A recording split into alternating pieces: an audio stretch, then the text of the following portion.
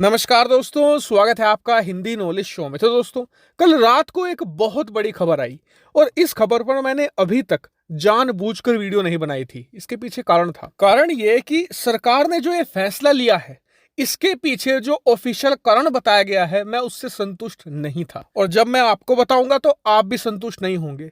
और इसीलिए मैंने थोड़ी इस पर रिसर्च करने की ठानी।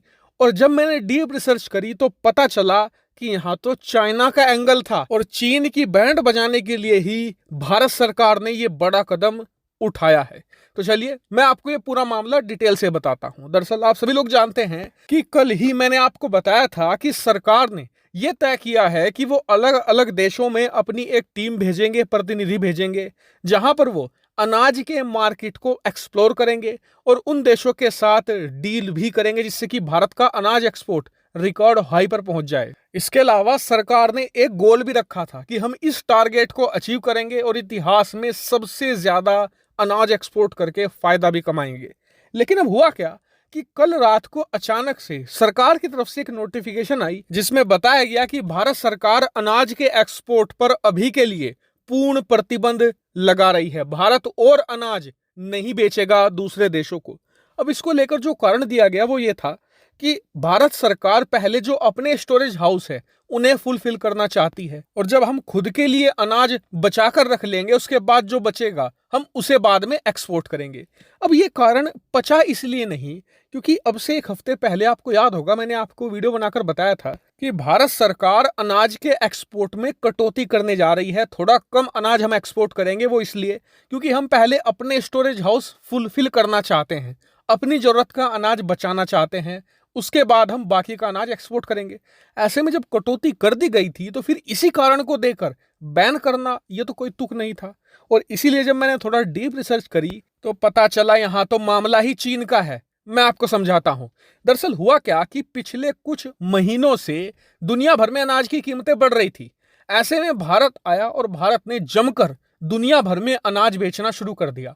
अब इससे होना ये चाहिए था कि अनाज की कीमतें कंट्रोल में आती। जो बेतहाशा बढ़ रही हैं वो नहीं बढ़नी चाहिए थी क्योंकि भारत दुनिया की जरूरतों को पूरा कर रहा है।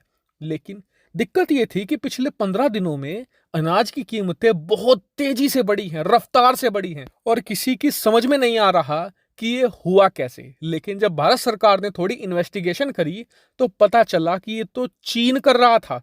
चीन दुनिया भर के अनाज मार्केट से लगातार अनाज खरीदकर जमाखोरी कर रहा था। स्क्रीन पर आप देख सकते हैं जो गवर्नमेंट सोर्सेज हैं उन्होंने इस चीज को कंफर्म किया है। और देखिए यहाँ पर चीन की चाल ये थी कि भारत जितना अनाज हो सके बेचे, उसके बाद हम खरीदते रहेंगे और बहुत सारा स्टोर कर लेंगे और उसके बाद दुनिया भर का जो व्हीट मार्केट है यानी कि जो अनाज मार्केट है हम उसे मैनिपुलेट करेंगे।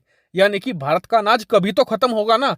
जब खत्म हो जाएगा उसके बाद हम अनाज को और ज्यादा भारी कीमतों पर बेचकर मुनाफा कमाएंगे। हालांकि अच्छी बात ये रही कि सरकार की सतर्कता की वजह से समय रहते हमें चीन की इस चाल का पता चल गया और हमने तत्काल एक्सपोर्ट पर बैन लगा दिया है। और अब बताया जा रहा है कि भारत सरकार दुनिया भर में जितने भी हमारे बड़े दोस्त देश हैं उनके साथ मिलकर यह विचार कर रही है कि चीन की इस चाल का तोड़ कैसे निकाला जाए, उसके बाद ही एक्सपोर्ट रिज्यूम किया जाएगा। हालांकि आपका सवाल यह भी होगा कि भारत सरकार दुनिया के सामने खुलेआम ये क्यों नहीं कह देती कि चीन जमाखोरी कर रहा है इसलिए हम एक्सपोर्ट पर बैन लगा रहे हैं। तो इसके पीछे कारण है।